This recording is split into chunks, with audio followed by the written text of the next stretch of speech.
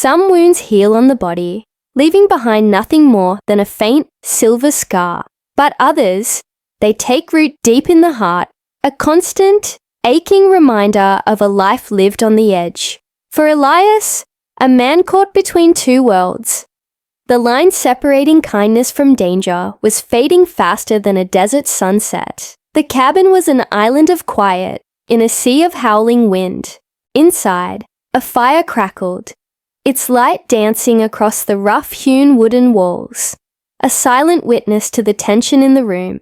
For 2 long nights, the Apache girl, Tala, lay suspended between the realms of life and death. Elias, weary and worn, barely slept.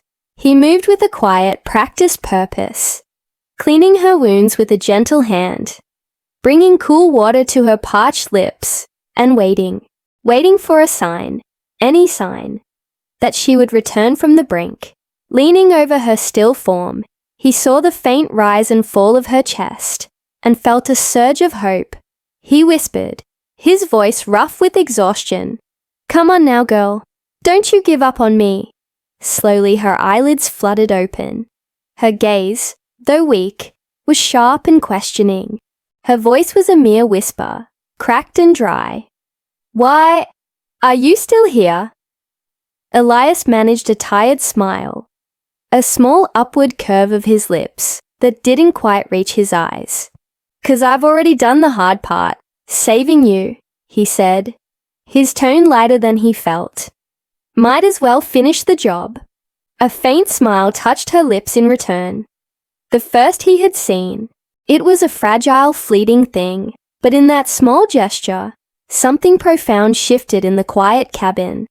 A spark of trust, unexpected and fragile, ignited between two souls who were born on opposite sides of a burning, blood-soaked line. It was a silent acknowledgement that, in this small pocket of the world, they were not enemies, but simply two people trying to survive. As the days bled into one another, Tala slowly began to regain her strength. The fire in the hearth was a constant companion, its warmth a stark contrast to the cold reality that waited for them outside the cabin's walls. One evening, as the flames painted flickering shadows on the walls, she looked at him, her dark eyes reflecting the firelight. "You risked your people's anger for me," she said, her voice stronger now. "They will call you a traitor." Elias shrugged, poking at the fire with an iron rod, sending a shower of sparks up the chimney. "I've been called worse."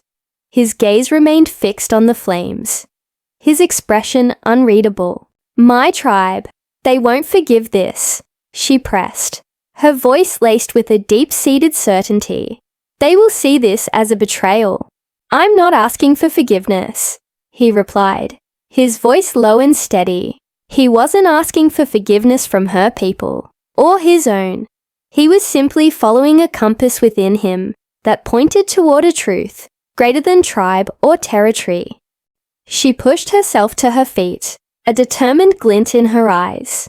But her body, still weak from its ordeal, betrayed her. She swayed, her legs trembling, and began to fall. In a flash, Elias was there, his strong arms catching her, steadying her. The world seemed to stop. They stood frozen, their eyes locked, close enough to feel the warmth of each other's breath, close enough to feel the immense weight of everything that remained unspoken between them. The air crackled with a tension that had nothing to do with the fire. Breaking the spell, she whispered, her voice barely audible, "Do not touch me so easily. It makes me forget." He held her gaze, his own eyes searching hers. "Forget what? That we are supposed to be enemies." The word hung in the air between them, heavy and final. The fire crackled louder, filling the sudden, profound silence. He slowly released her, and she sank back down onto the furs. The moment of connection broken, but not forgotten. That night, Elias didn't sleep in the relative warmth of the cabin. He sat outside on the porch, his rifle resting across his knees. a silent sentinel under a blanket of stars. He wasn't guarding against the cougars or bears that roamed these hills. He was guarding against men from the nearby settlement, who would see an Apache girl in a white man's cabin as a crime punishable by death. Men from her own tribe who might see her survival as a defilement. If anyone found her here, he knew with chilling certainty that both of their lives would be forfeit. He stared up at the indifferent stars, feeling the immense weight of his decision settle upon his shoulders. Inside, wrapped in the furs by the dying embers of the fire, Tala whispered a prayer in her native tongue. Her voice was a soft, melodic murmur, carried on the quiet air. Spirits of the wind, if you must take me gently. But if you leave me in this world, let me remember his face. In the vast silent darkness of the wilderness, two hearts, born to be adversaries, offered their own separate prayers to the night. One prayed for survival, his plea carried on the cold night air in stoic silence. The other prayed for a future she couldn't yet imagine, her fear mingling with a hope she dared not name. He thought he was just saving a life, a simple act of compassion in a world that had too little of it. But the truth was far more complex. As he stood guard under the endless sky, he was beginning to understand that in saving her, she was also, in ways he couldn't yet comprehend, saving his soul. Thank you so much for watching.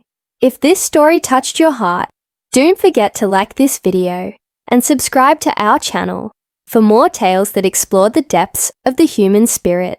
We'll see you next time.